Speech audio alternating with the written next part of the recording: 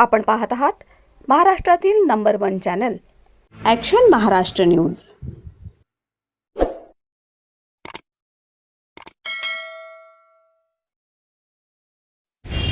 सर्वांना जय भीम। मी विशाल साळवे, लष्करी विमा पुणे शहर अध्यक्ष। या ठिकाणी आम्ही लष्करी विमाच्या माध्यमातून प्रशासन कसं आंधळं असतं, प्रशासनाने आता यासमोर बघा तुम्ही जेल आहे, या जेलच्या सुरक्षेसाठी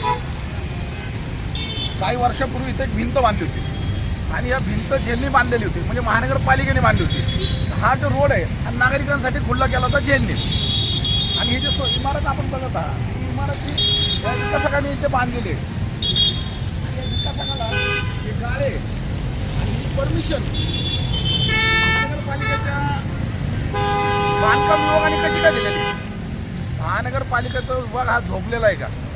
खऱ्या अर्थानं ही जी भिंत होती ही पाडली नव्हती पाहिजे, कारण का ही भिंत जेलच्यासाठी हे केली होती। आणि इथं जर महानगरपालिकेने याला परमिशन दिली असेल, कुठलीही परमिशन महानगरपालिका देत असेल विकासाला, ही परमिशन ही इलिगली आहे।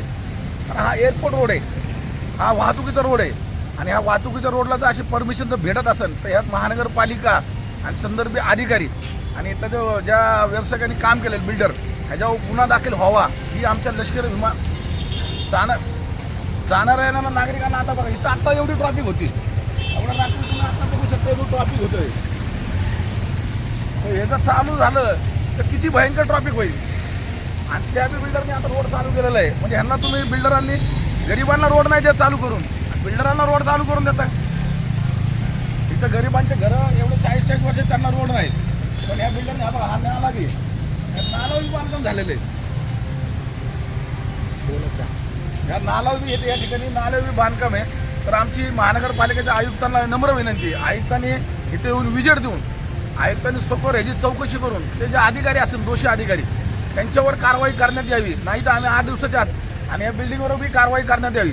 नाही तर आम्ही 8 दिवसाच्या आतमध्ये लष्करी विमा संघटना खूप मोठ्या आंदोलन घेणार या ठिकाणी। सत्य बातमीसाठी बघत रहा ॲक्शन महाराष्ट्र न्यूज।